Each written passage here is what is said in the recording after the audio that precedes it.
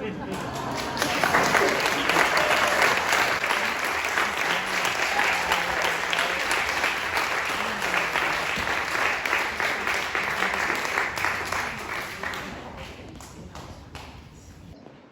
a tradition in the theater that if the actor cries, the audience doesn't. So it's you or me, folks.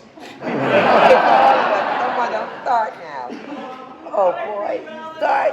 I hope you have your cell phones. We need tissue. Videos and photographs, of course. Okay. Encouraging the theater. Oh, no, you're way ahead of me, though. Such a great effect, too. I was going to ask those of the founding members of the company, if you're in the audience, please turn on your phone. That flashlight. And those who are here before 2000, on stage or off stage, perhaps, show your lights. And anyone who, say, was on stage or backstage before 2020, if you have.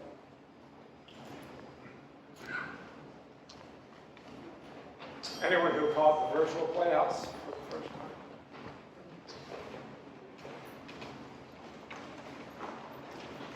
Those of you who are related to anyone who was on stage.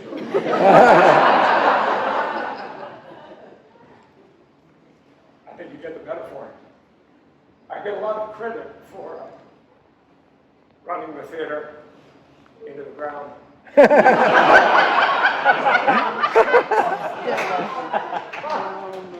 Hey, it's still that joke. I don't remember. But if my work or anything I've done in the last 22 years is in any way shown, it's only a reflection of the audience and the people who got it. The company, Parsons Productions, which does business as Metropolitan Playhouse until recently, was founded as a membership company. And I don't think I ever understood how important a membership company was until maybe the last few years, when around the world and around the country, right here in the audience, so many people came together to really illustrate what a theater company means in its heart. It's something that endures, and it's something that we are all a part of equally and vitally. And it thrills me to have been a part of it as long as I have. When I was younger, I had the opportunity to climb a mountain, big mountain, in another country. In fact, we had to stay overnight on the mountain in order to go up to the top. And that was a good idea, because had I seen what it was going to take to do the final ascent, never would have tried it. But we set off before dawn and we climbed to the top. And the view from the top was extraordinary, breathtaking. I could, as right now, see the world. So I'm going to take the picture. Then I'm going to ask somebody to turn on the lights. That's so quick.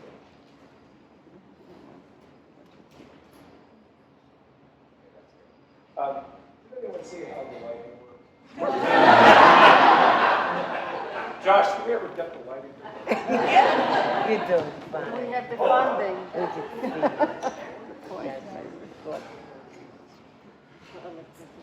Awesome. Why should this be any different from any other level? You can take the theater out. Yeah. All right, so view from the mountain. You know, we're used to plays having a story. A character has its beginning, its journey, his or her, their inevitable end. The stories of theater companies aren't quite like that. They don't have a clear beginning, a clear life, a clear arc, and a clear ending. But when the ending comes, like the cue, we know it's time. Making a theater work depends on the alignment of stars. And many times you have to align those stars yourself. But there is a point for many, many different factors. one imagines there are financial, but they're not only financial, that the theater has run its course. That's become the case, certainly, in this venture, in this incarnation, with Metropolitan Playhouse. You know, one thinks of from the inside of the sort of the theater being an individual thing, very personal. And yet, I can't help but notice there are theaters around the country and around the city that are drawing back, folding, cutting staff, suspending their seasons. It almost feels like one is part of the zeitgeist, which I think is German for what the hell is going on.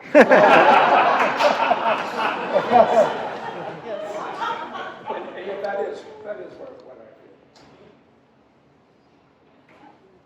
Many people have asked me personally, what am I going to do in my retirement, which I think is a tacit way of telling me that I'm unemployable. And I told them the same thing that I told the founding members of Metropolitan Playhouse when they asked me to take the reins. What I was going to do, I said, I have no idea.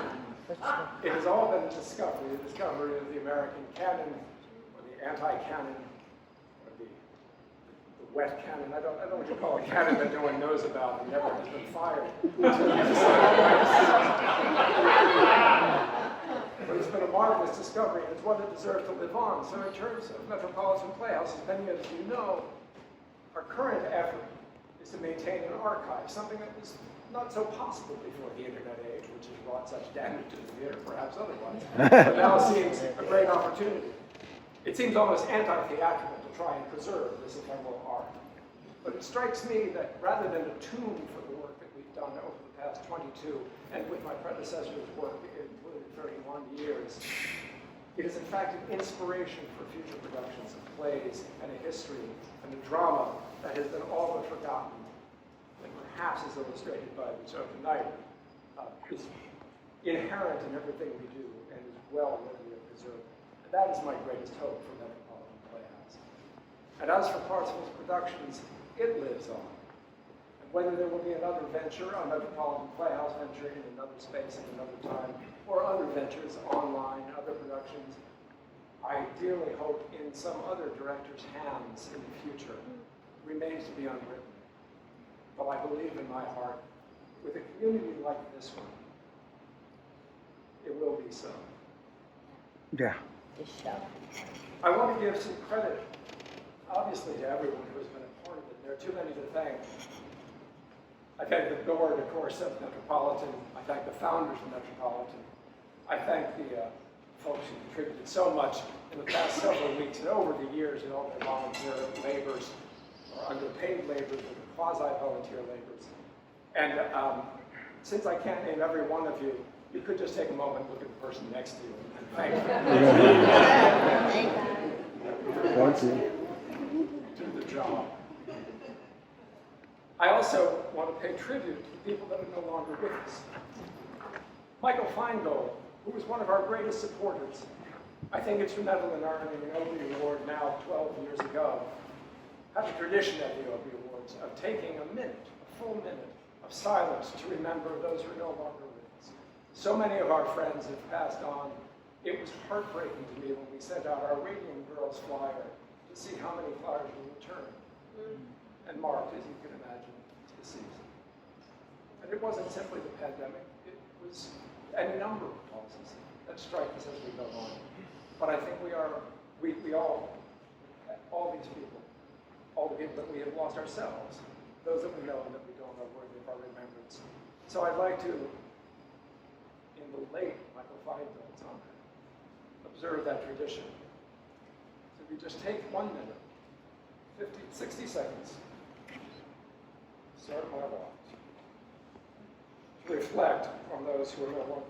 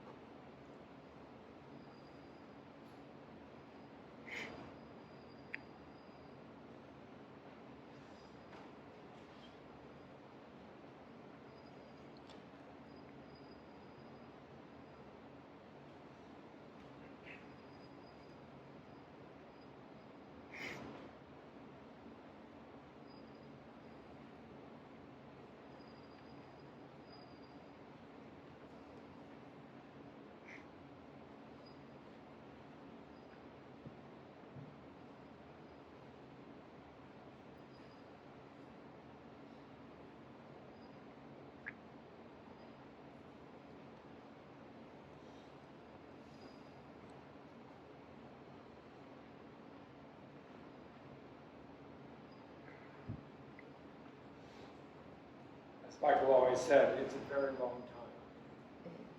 And it's not really. But some introductions. And perhaps some welcomes to our future.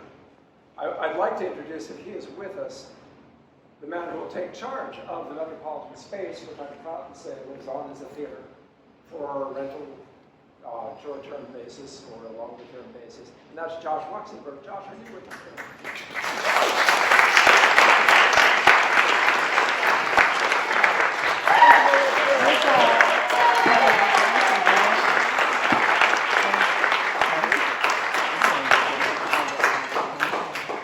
Josh has been a great ally and a great friend to Metropolitan. He's managed Conway over the past several years. I cannot wish the space to fall into better hands than Josh Luxembourg. So thank you very, very much for making this evening possible and making all this possible.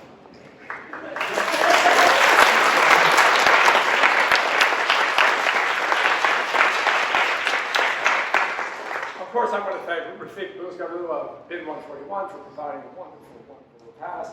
I think we may still have some last desserts. So please enjoy those. And as ever, from start to finish, thank you all for being here tonight, for being a part of the Metropolitan Playhouse journey, part of future partial productions journeys, online, in other spaces, wherever they may be. It has really, truly been the thrill of my life these past 27 years, largely because I've gotten to know so many of you. But looking around, I recognize almost everyone in the Oh, I think I know everybody's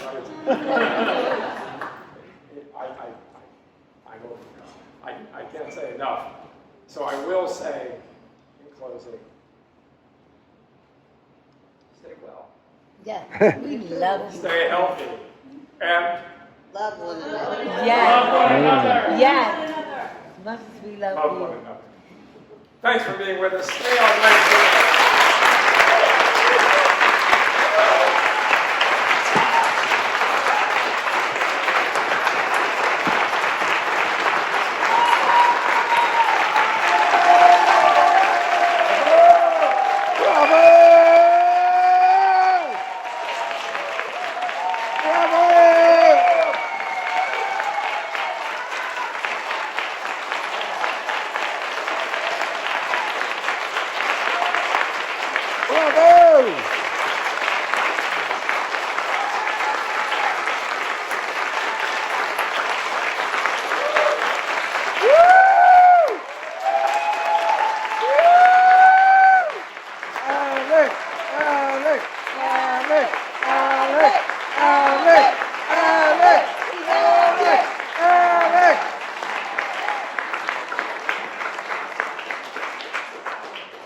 Please stay and enjoy meeting everyone you have not met with. If you're all marvelous people, all deserving one another's friendship.